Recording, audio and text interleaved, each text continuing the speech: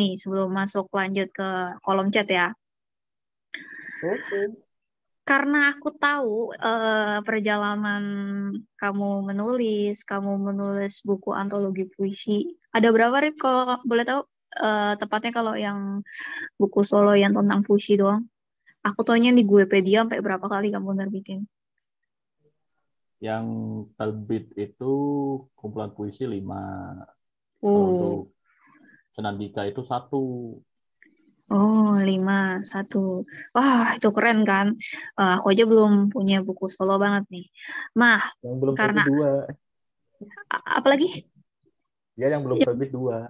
Wah, penulis sejati lah ini, nggak kayak saya menclok-menclok ngurus komunitas. Oke. Jadi sekilas intermezzo karena kita pernah berjuang bareng di lomba dan ganti-gantian mungkin ya, tapi lebih sering Arif yang juara gitu. Kalau dari kamu sendiri gimana sih tips kamu untuk bisa menjadi juara? Kan ada caranya tuh. Gimana karya puisi yang kamu hasilkan, seingat kamu nih dari banyaknya juara yang kamu dapetin di bidang puisi. Bolehlah spill dikit ke kita. Tips jadi juara tuh gimana di puisi? Karena kan para peserta juga pengen jadi juara pastinya kan. Untuk mendapatkan hadiah utama. Wow, nantinya. Versimu gimana, Rip? Kalau aku sih nurut nurut itu aja, saat ketentuan, nurut temanya juga gitu kan. Nggak pakai bahasa yang terlalu membingungkan gitu kan. Karena kan kayak bahasa sederhana aja juga udah mewakili itu ya, mewakili perasaan kita aja gitu. Jadi nggak harus berbelit-belit gitu. Itu aja. Paling nyogok sih. Papaan nyogok. Mana bisa kita Agak kenal. lah. Canda-canda. Ya itu Tapi sih, itu aja. kalau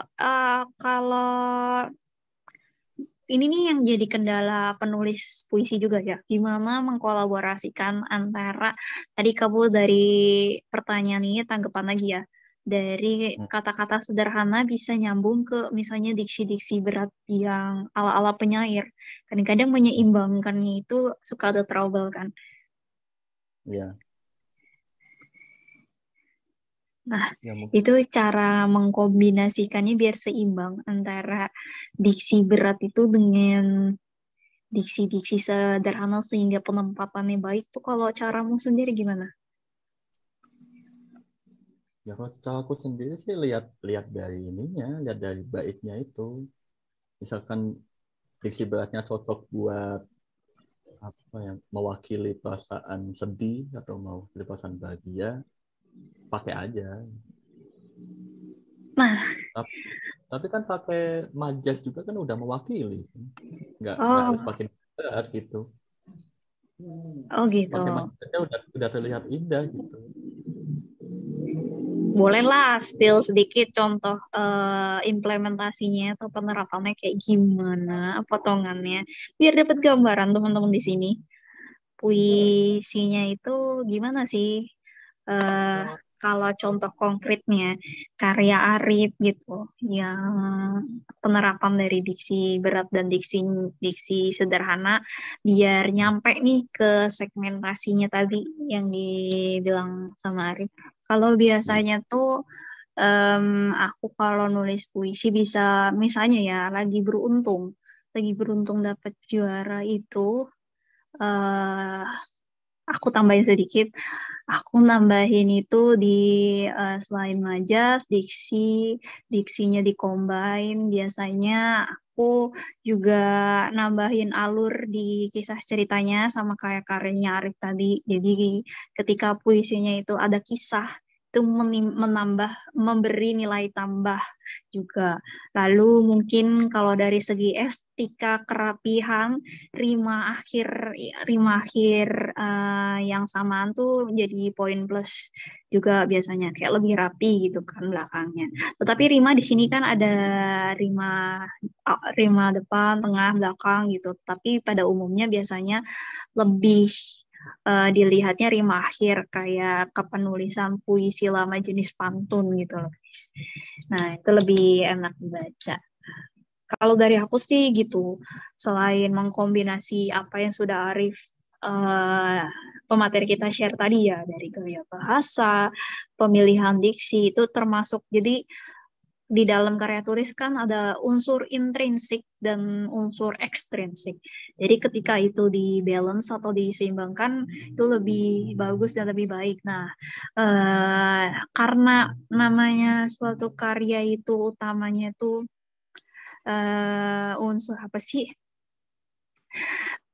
Unsur fisik ya, atau apa itu istilahnya, maka utamakan terlebih dahulu di bagian unsur intrinsiknya. Nah, di unsur intrinsiknya nanti sudah nilai-nilai terpenuhi, baru ekstrinsiknya. Lalu kalau misalnya kamu nih mau jadi juara, itu salah satu tips dari aku adalah memakai strategi dalam karya kamu. Seperti unsur-unsur yang tadi pemateri kita Arif sebutkan. Karena menjadi juara kan kita harus, selain kita menang melawan diri sendiri dengan karya kita juga harus berkompetisi dengan karya-karya bagus lainnya. Makanya itu kan harus ada nilai plus kan. Jadi masih ada waktu nih buat nulis. Pertama, kalian baca detail yang tertera di poster lomba kalian dulu. Maksudnya benar kata Arif tadi, syarat dan ketentuannya dibaca detail. Itu yang hal dasar yang harus dilakukan. Biar kalian apakah kepenulisan puisi kalian udah masuk ke kategori atau belum. Kadang-kadang di dalam lomba itu juga ada kadang dicantumkan juga kategori penilaian. Nanti kalau misalnya aku boleh minta bantuan operator, kan ini udah nggak ada slide yang ditampilkan ya. Sembari dilihat banner acaranya, lombanya. Nah, boleh minta diputerin. Kita sekalian sosialisasi ya.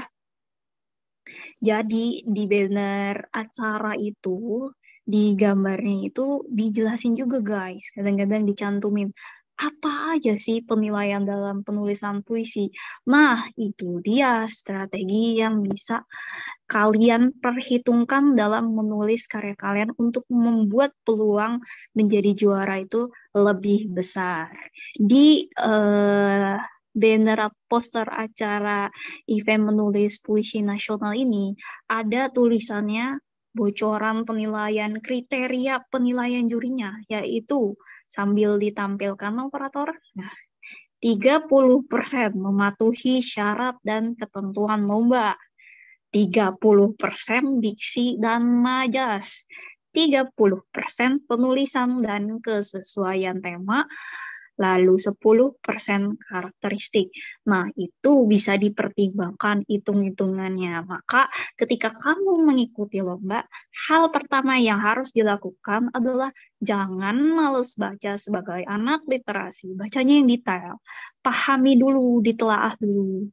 Apakah karya kalian sudah masuk syarat dan ketentuan atau kriteria-kriteria minimalnya ini gitu, supaya kalian mendapatkan bobot penilaiannya yang penuh. Walaupun memang karya kita nantinya juga akan dinilai bergantung juri, komponen penilaian, dan penilaian dari juri pun itu berdasarkan ini juga ya guys, berdasarkan selera juri juga dalam memaknai segala karya puisi kalian.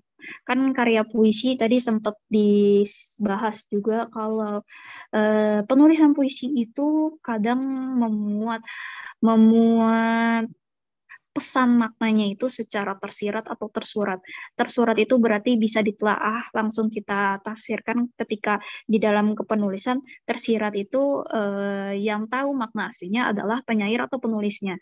Jadi ketika tersirat berarti ada makna tersembunyi yang diselipkan oleh penulis atau penyairnya. Kalau saya salah, mohon dikoreksi dan ditambahkan oleh pemateri kita. Karena aslinya mentornya adalah Kak Arif ya.